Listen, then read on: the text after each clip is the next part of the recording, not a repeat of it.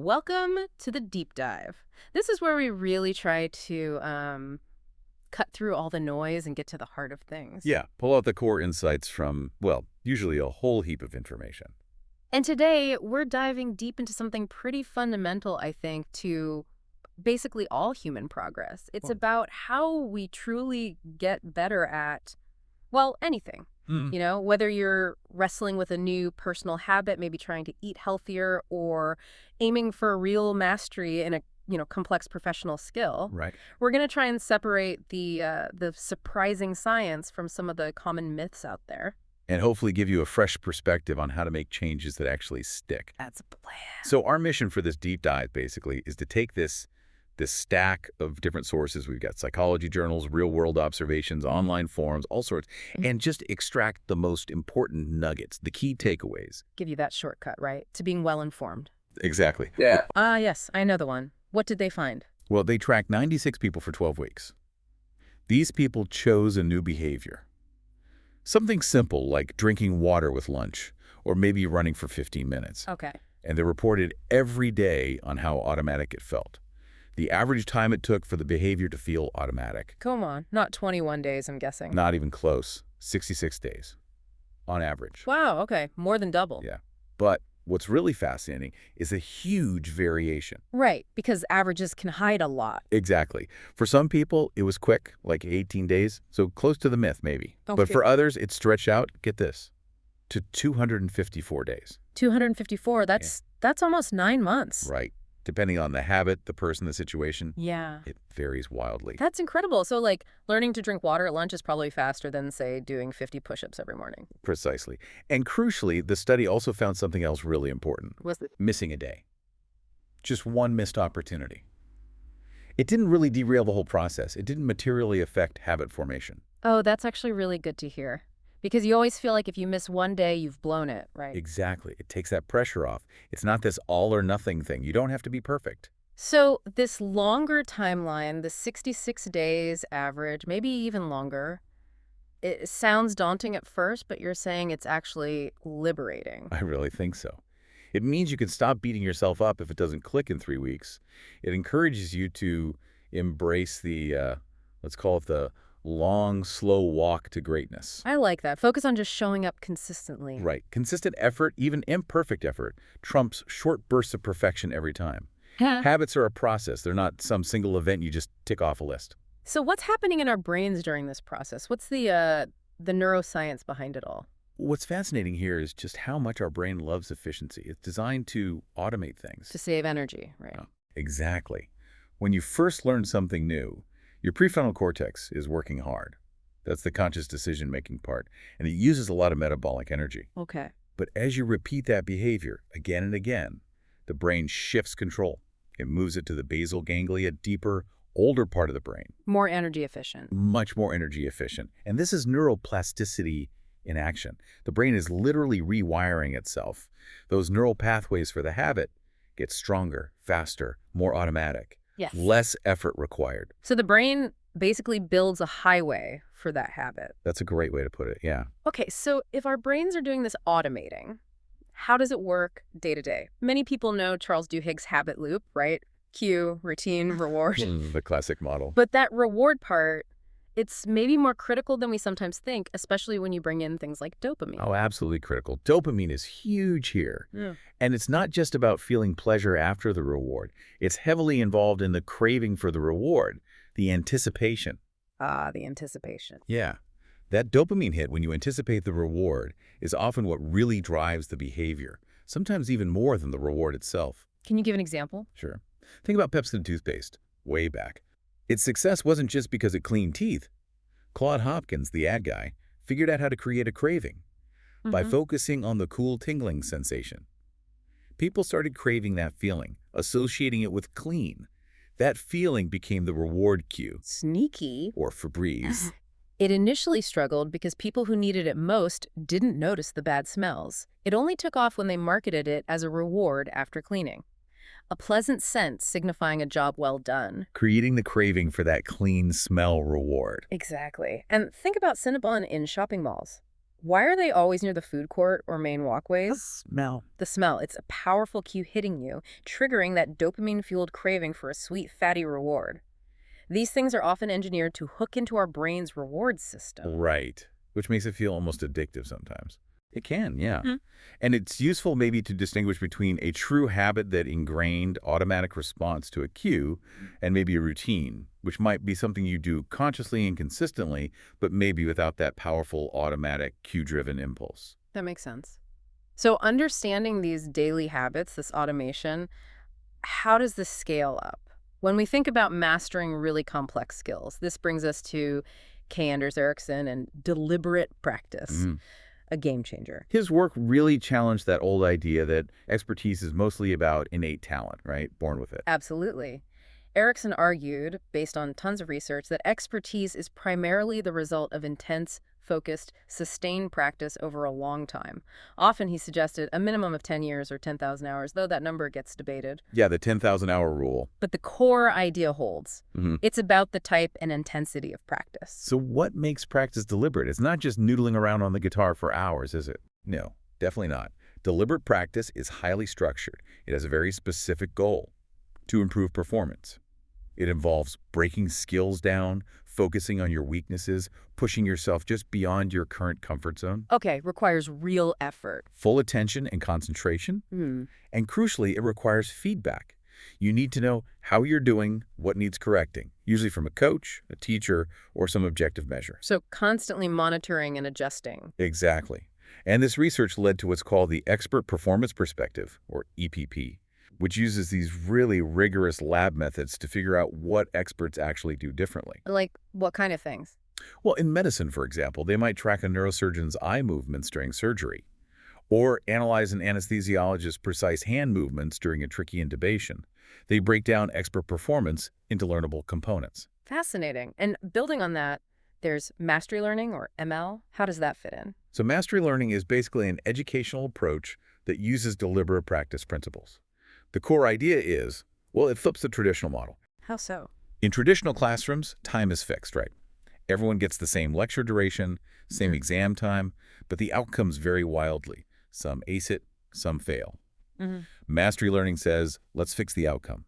We want everyone to reach a high minimum standard, the minimum passing standard, or MPS. But we let the time it takes to get there vary. So, excellence for all, but maybe at different paces. Exactly. You practice, get feedback, practice more until you achieve mastery. And importantly, it works best in what we call a psychologically safe environment. Meaning it's okay to struggle and make mistakes. Yes.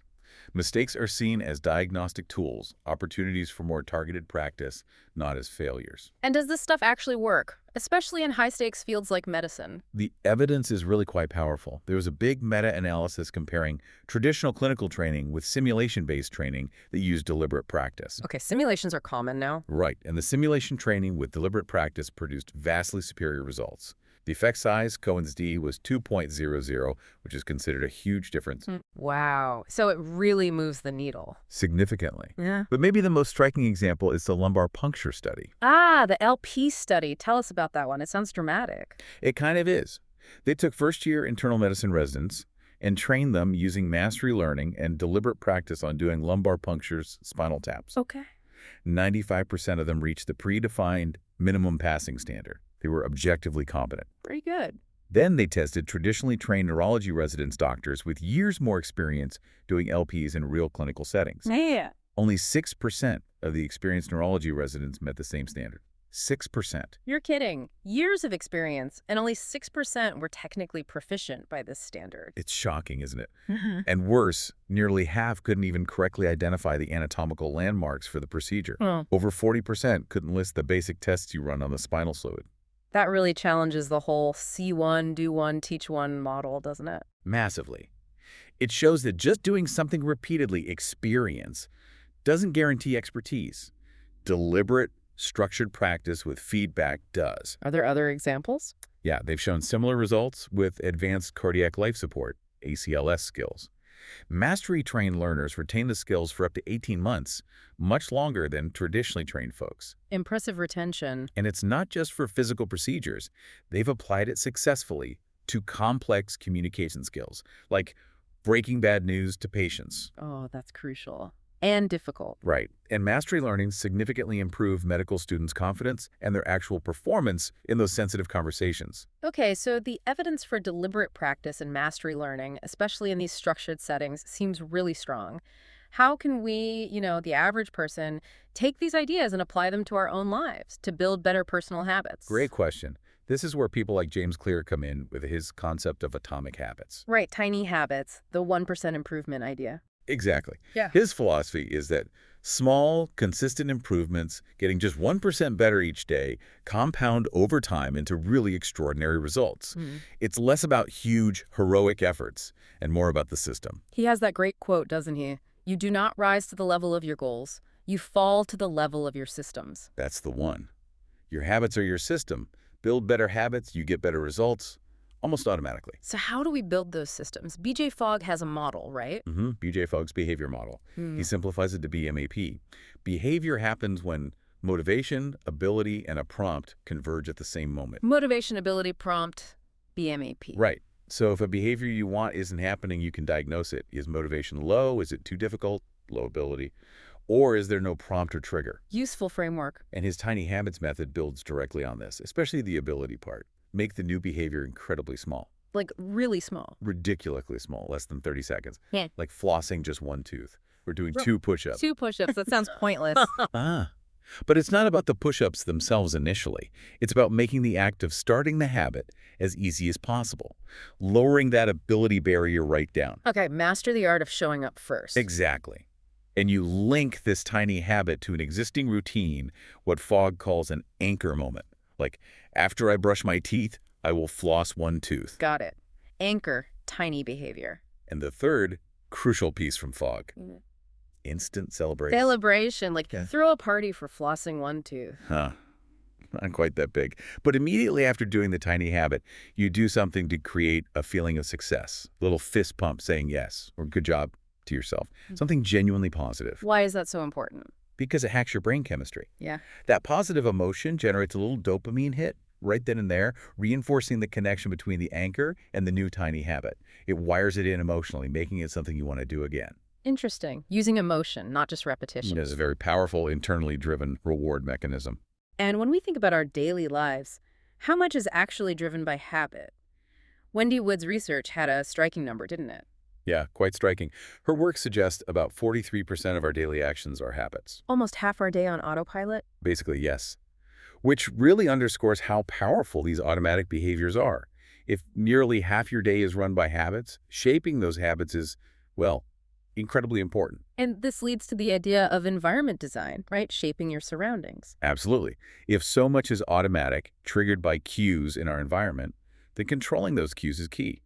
Make the cues for good habits obvious and visible. Make the cues for bad habits invisible. Like putting your running shoes by the door. Classic example. Or keeping fruit on the counter instead of cookies. Right. Or turning off notifications on your phone to reduce distraction cues. So designing your world to nudge you in the right direction, it's like your willpower is less about resisting temptation and more about not having the temptation there in the first place. A lot of the time, yes. Reducing friction for good habits, increasing it for bad ones. And James Clear built on this with his 4 Laws of Behavior Change, right? For building good habits. The very practical framework. Law 1, make it obvious. That's about the cue. Use implementation intentions. I will do behavior at time and location. Design your environment. Okay. Obvious cues. Law 2. Law 2, make it attractive. This tackles the craving. Pair something you want to do with something you need to do, temptation bundling. Like only watching your favorite Netflix show while on the treadmill. I like that one. Okay, Law 3. Law 3, make it easy. The response. Reduce friction. Prime the environment. Lay out workout clothes the night before. And his 2-minute rule fits here. Right, the start with 2 minutes idea. Yeah. Scale down any new habit so it takes less than 2 minutes. Read 1 page. Meditate for 1 minute. Do 2 push-ups. Master showing up. Makes it less daunting. And Law 4. Law 4, make it satisfying.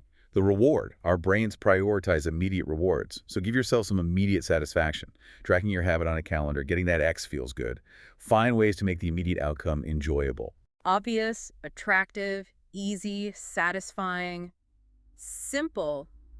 but powerful. Very. And you can combine these ideas like with habit stacking. Right. Habit stacking is basically Fogg's anger moment idea, formalized by Clear. The formula is, after current habit, I will new habit.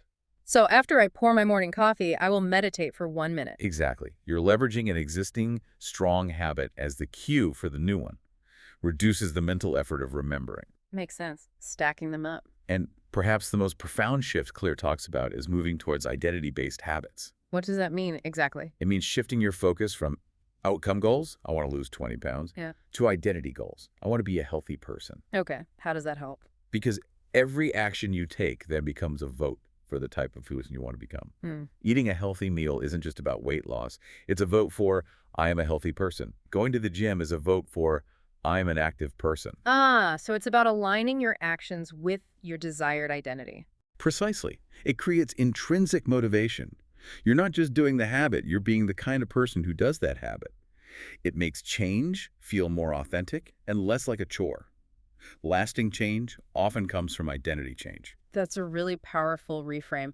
Okay, so we've talked a lot about building good habits. What about the flip side? Breaking the bad ones. Why is that so hard sometimes? Well, we touched on it earlier. Those strong dopamine-driven cravings are powerful. The neural pathways for bad habits are often deeply ingrained, operating below conscious awareness. And let's face it, bad habits often feel good in the short term, right? Exactly. They usually offer some kind of immediate gratification or relief, even if they cause problems later. The brain loves immediate rewards. So if the 4 laws help build good habits, can we just flip them to break bad ones? That's exactly Clear's suggestion. Use the inversions of the 4 laws. Okay, so inverse of law 1, make it obvious, becomes. Make it invisible. Remove the cues for your bad habits. Yeah. If you eat junk food when watching TV, maybe don't keep junk food in the house. Unsubscribe from tempting emails. Makes sense. Inverse of law 2, make it attractive. Make it unattractive. Reframe how you think about the bad habit. Focus on the downsides, the negative consequences associated with unpleasant feelings. Okay. Inverse of law 3, make it easy. Make it difficult. Increase the friction. Make it harder to do the bad habit, like that person locking the Pringles in the car or deleting apps from your phone. Add steps, make it inconvenient. Put obstacles in the way. And the inverse of law 4, make it satisfying. Unsatisfying. You want an immediate negative consequence, even a small one. Maybe have an accountability partner you have to pay if you slip up. Or simply consciously focus on how sluggish or guilty the bad habit makes you feel immediately afterward. Invisible, unattractive, difficult, unsatisfying. Got it. But just trying to stop a bad habit can be tough.